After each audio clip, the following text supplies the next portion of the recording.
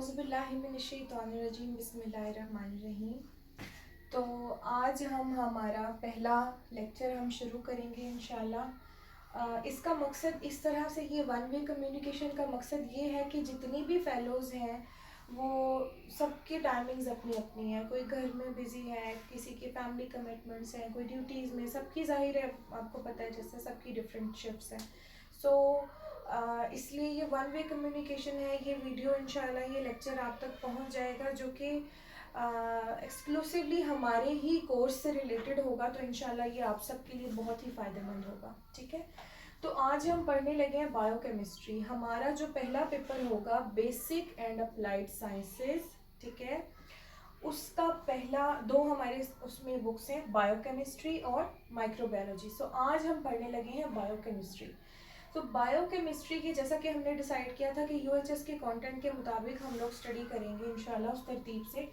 तो यूएचएस ने ये 5 हमें टॉपिक्स दिए हैं बायोकेमिस्ट्री के। Number 1 introduction to chemistry, number 2 matter, number 3 elements, mixture and compounds, number 4 structure of atom, number 5 writing chemical formula. अब एटलीस्ट हमें ये 5 चीज़ें तो पता होनी चाहिए ना कि ये है क्या। इस पे खुश नहीं होना कि सिर्फ यही है, और भी बहुत कुछ है। अच्छा, रेफरेंस बुक में आप सबको दिखा दूँ साथ साथ ये जो फाइक अहमद की इंस्टेंट केमिस्ट्री बुक है, इससे हम साथ साथ जो है वो स्टडी कर रहे हैं। ठीक है, तो हम शुरू करेंगे। सबसे पहले है इंट्रोडक्शन टू केमिस्ट्री। केमिस्ट्री क्या है? केमिस्ट्री बायोफिजिक्स मैट्रिक में तो पढ़ा था, बस इतना पता है, एक सब्जेक्ट था। केमिस्ट्री क्या है? Chemistry is a branch of science, ठीक है, ये साइंस की एक ब्रांच है that deals with structure and composition and किसी भी मैटर के अंदर ना, मैटर का स्ट्रक्चर, उसकी केमिकल कंपोजिशन या उसके अंदर जितने भी केमिकल रिएक्शंस हो रहे हैं ना, उसकी स्टडी को हम कहते हैं केमिस्ट्री। सो क्या है? Chemistry is a branch of science that deals with the study of science of matter, its composition, its structure and it's chemical reactions. ठीक है, मैटर के अंदर होने वाली जितनी भी केमिकल रिएक्शंस हैं, उसकी स्टडी, उसका स्ट्रक्चर, कंपोजिशन, उन सब की डिटेल स्टडी हम करते हैं केमिस्ट्री में।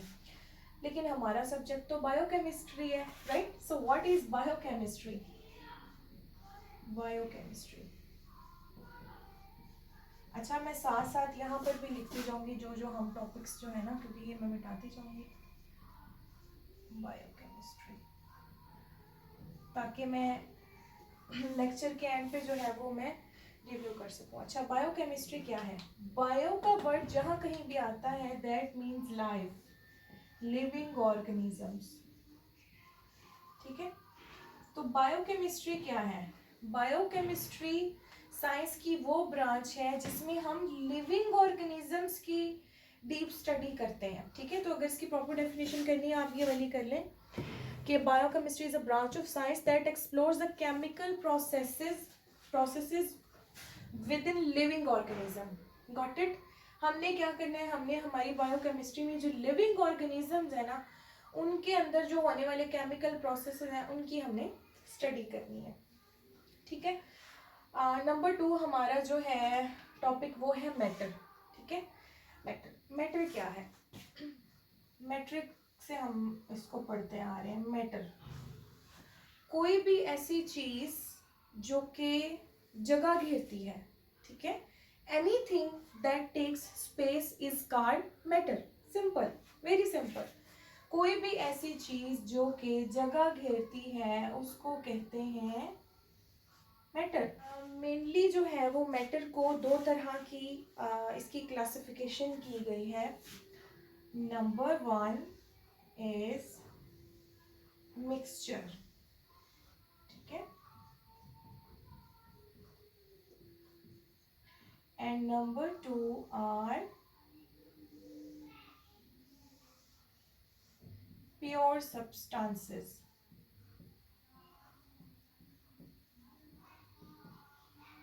ठीक है,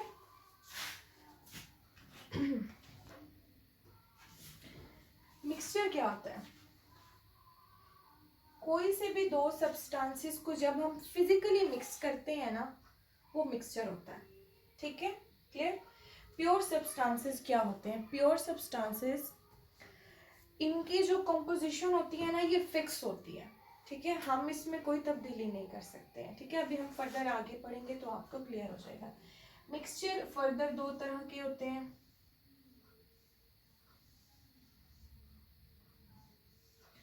होमोजेनस और हेट्रोजेनस। अब ये वर्ड से ही आई होप सबको क्लियर हो गया होगा कि होमोजेनस मिक्सचर्स कौन से होते हैं, जो कि मिक्स करने के बाद फिजिकली कोई से भी दो सब्सटेंसेस को हम जब मिक्स करते हैं तो वो बिल्कुल ही यकजान हो जाए, बिल्कुल ही, उसको हम कहते हैं होमोजेनस मिक्सचर।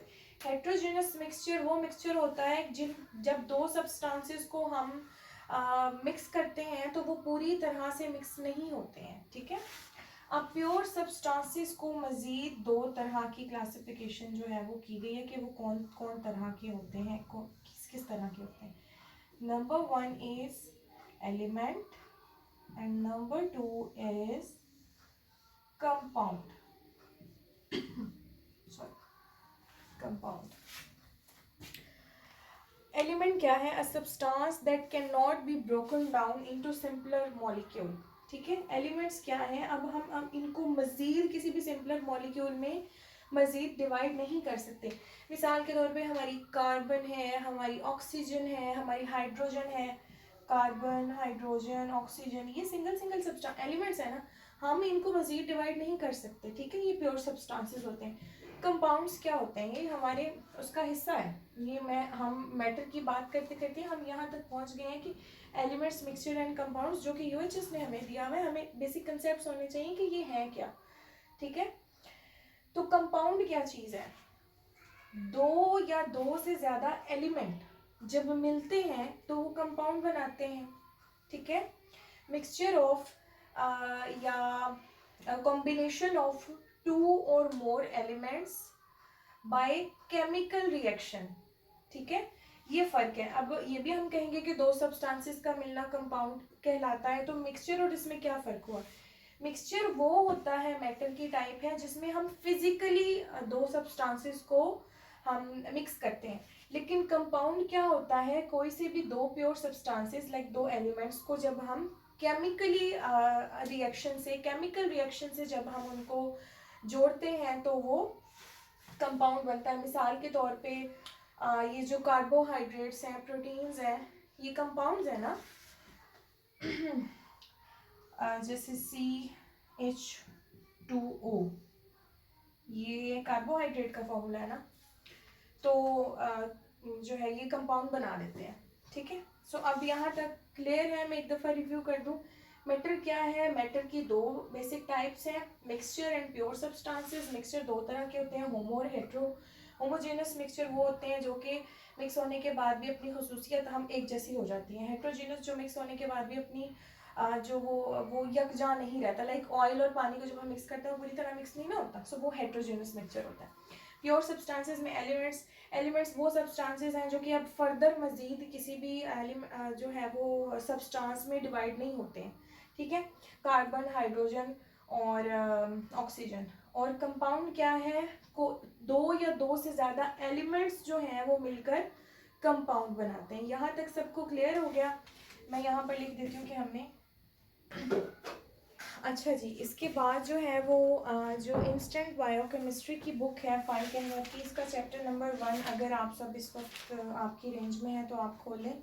इसमें भी जितने भी टॉपिक्स हैं हम, या जितने भी इसमें आ रही हैं चीज़ें, हम उनको एक ओवरव्यू ले लेंगे। ठीक है, इसमें लिखा हुआ है इलेक्ट्रोलाइट्स। ठीक है, इसकी डेफिनेशन आई होप ये सबको पता है इलेक्ट्रोलाइट्स क्या होते हैं।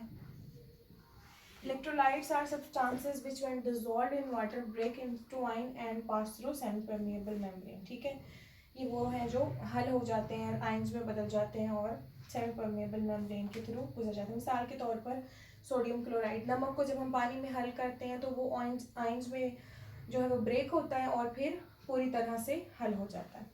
क्रिस्टलाइट्स sorry, these are substances which when dissolved in water do not break into ions and मे और may not pass through semi permeable membrane. जैसे कि यूरिया क्रिस्टलाइड्स वो होते हैं जो क्रिस्टल्स बन जाते हैं, हो सकता है कि वो सेमी परमिएबल मेम्ब्रेन के थ्रू पास हो जाए या ना हो, लेकिन वो आयंस में ब्रेक नहीं होते हैं, ठीक है, कि क्रिस्टलाइड्स हैं। Colloids are glue like substances और macromolecules do not diffuse through semi permeable membrane like protein. अब सेपरेशन ऑफ कोलाइड्स के 5 तरीके दिए हुए हैं, ये हमने बड़ी दफ़ा पढ़ लिए हैं। Ageing, electrophoresis, ultra centrifugation, ultra filtration, dialysis, ठीक है। अब हमने क्या पढ़ना है, सॉल्यूशन क्या होता है, ये तो सबको पता है। सॉल्यूशन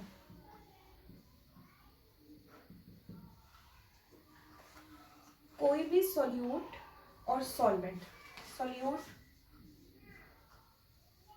प्लस सॉल्वेंट, ये मिलकर बनाते हैं सॉल्यूशन, ठीक है।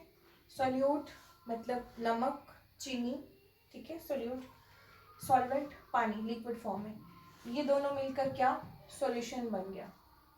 ये क्लियर है सबको। अब सॉल्यूशन जो है ये भी वो जो हमने मिक्सचर पढ़ा था 2 तरह के होते हैं, होमोजेनस और हेट्रोजेनस, ये हमें ऑलरेडी क्लियर हो गया, ठीक है। अच्छा, अब एक चीज़ है ऑस्मोसिस। ऑस्मोसिस क्या है, ठीक है, ये है सॉल्यूशन जिसमें सॉल्यूट भी है सॉल्वेंट भी है। ऑस्मोसिस क्या है, ठीक है। ये जो मेम्ब्रेन है ना, मिसाल के तौर पे, उसमें ये खासियत होती है सॉल्यूट तो वहां से नहीं गुजर सकता, ठीक है, वो that is not permeable to solute. ये भाई हार्ड चीजें हैं, ये नहीं गुजर, ये सॉल्यूट नहीं गुजर सकेगा, ये नहीं गुजर सकेगा, लेकिन सॉल्वेंट गुजर सकता है। सो जब ये कंसंट्रेटेड होता है ना, सो इसमें अपना प्रेशर जो है वो मेंटेन रखना होता है, ठीक है।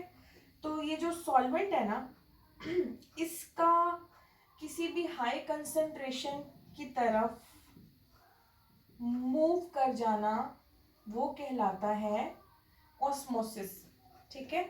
ऑस्मोसिस क्लियर के सॉल्वेंट का हाई कंसंट्रेशन की तरफ मूव कर जाना ऑस्मोसिस कहलाता है। चूंकि सॉल्यूट को तो वो निकलने नहीं देगा, सेमी परमिएबल मेम्ब्रेन निकलने नहीं देती है, ठीक है। अब एक चीज़ है ऑस्मोटिक प्रेशर। ऑस्मोटिक प्रेशर क्या है, चूंकि सॉल्वेंट बाहर निकलता है, ठीक है, तो जो प्रेशर सॉल्यूट सॉल्वेंट पे डाल रहा होता है, क्यों डाल रहा होता है, ताकि दोनों चीज़ें बराबर हो जाएं, ठीक है, उस प्रेशर को हम कहते हैं ऑस्मोटिक प्रेशर। अब यहाँ पर एक बड़ा अहम फिगर है, वो याद रखने वाला है, 25 to sorry 30 millimetre of mercury. ये एमसीक्यूज में आ सकता है या वाइवे में भी पूछा जा सकता है कि ऑस्मोटिक प्रेशर नॉर्मल कितना होता है। 25 to 30 millimetre of mercury normal होता है, और इस प्रोसेस को ऑस्मोसिस कहते हैं। और ऑस्मोटिक प्रेशर वो प्रेशर होता है जो कि सॉल्यूट सॉल्वेंट पे लगा रहा होता है उसको पुश करने में, ठीक है, क्लियर। अच्छा, अब हमने पढ़ना है जी सॉल्यूशंस की टाइप्स, ठीक है, सॉल्यूशंस की टाइप्स।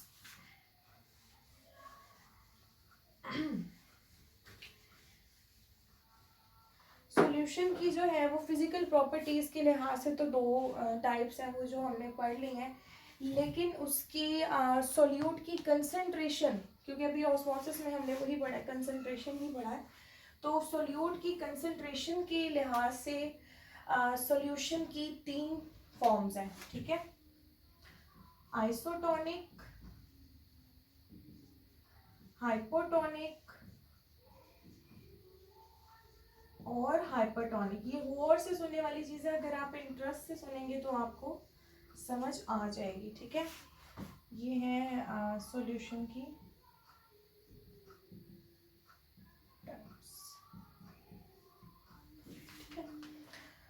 सॉल्यूशन की types. Isotonic solutions have same osmotic pressure, उनका जैसा कि प्लाज्मा है, उनका ऑस्मोटिक प्रेशर जो है वो इक्वल होता है, सेम रहता है।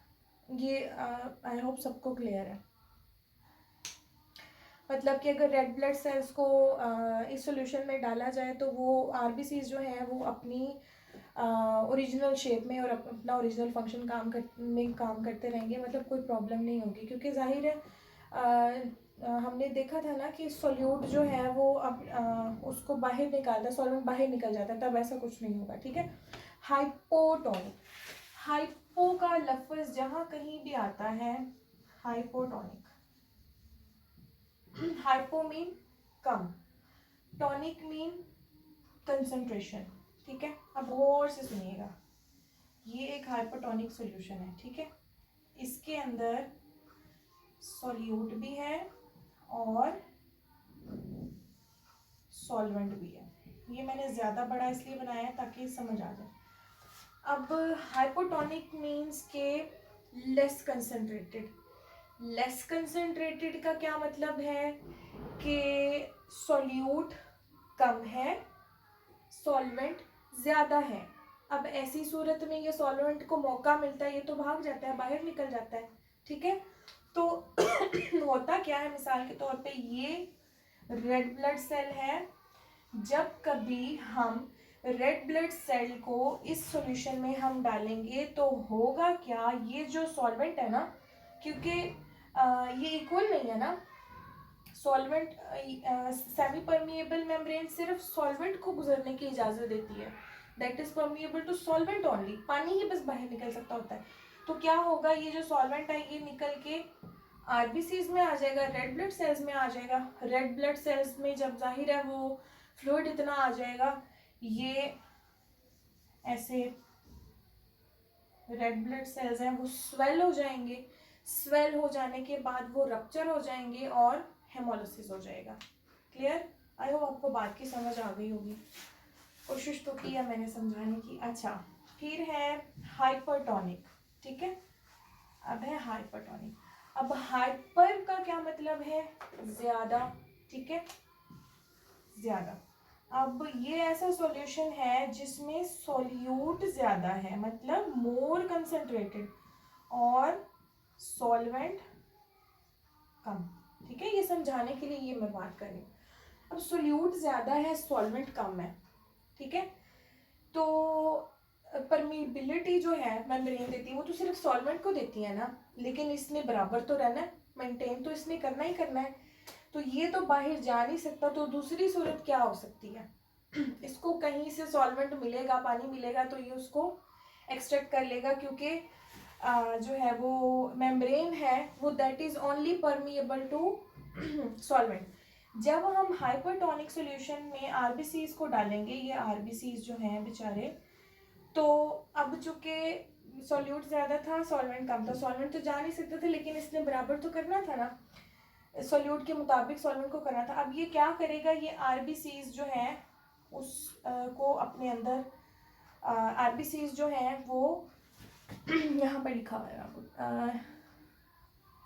दे विल लीव वाटर, जो है आरबीसीज का वो अपने अंदर अब्जॉर्ब कर लेगा, क्योंकि उसने बराबर तो करना था ना, इसी को तो प्रेशर कहते हैं।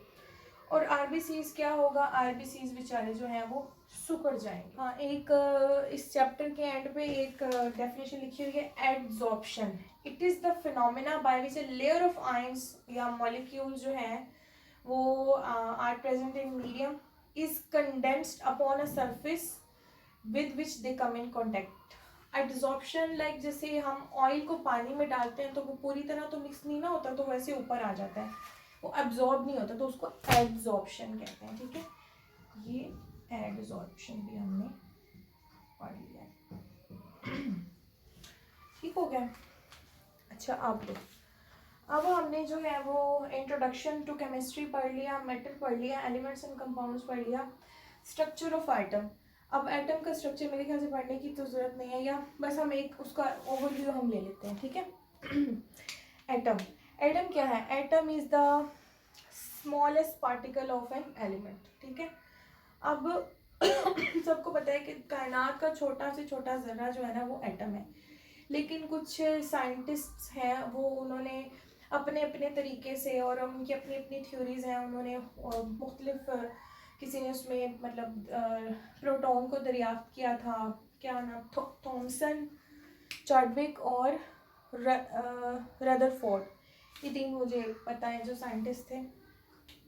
अब मोटे तौर पे मैं आपको बता देती हूँ कि एटम है क्या। एटम में 3 चीजें होती हैं, प्रोटॉन जिन पर P से याद रखें पॉजिटिव चार्ज होता है, ठीक है, न्यूट्रॉन जिन पर कोई चार्ज नहीं होता, मतलब न्यूट्रल याद रखिएगा, न्यूट्रल, और इलेक्ट्रॉन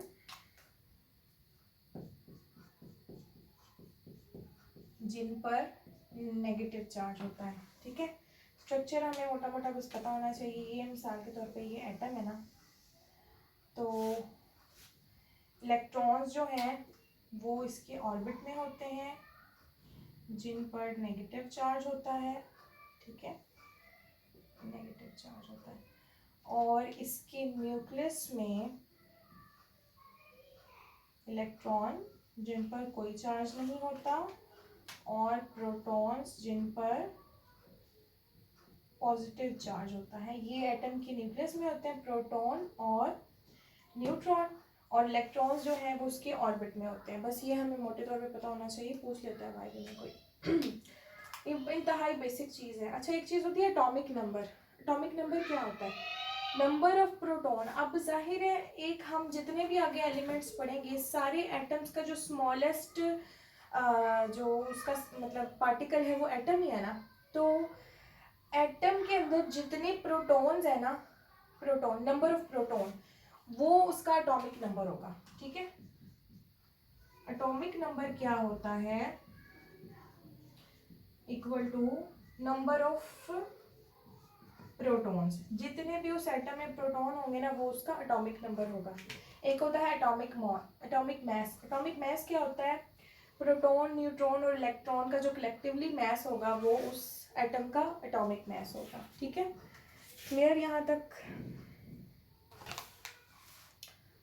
हाँ, एक चीज़ हमने उसी चैप्टर में मिस की है, इमल्सिफिकेशन।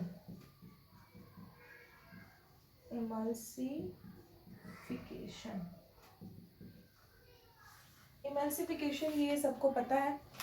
इमल्सिफिकेशन क्या है? ऐसा अमल जिसमें यहाँ पर इस बुक में पेज नंबर 3 पर ही है। Emulsification is a process by which emulsions are form. Emulsions क्या होते हैं? ऐसे सॉल्यूशंस जिनमें टीनी ड्रॉप ऑफ ऑयल होता है, और इमल्सिफाइंग एजेंट्स वो एजेंट्स होते हैं जो कि इमल्सिफिकेशन कॉज करते हैं।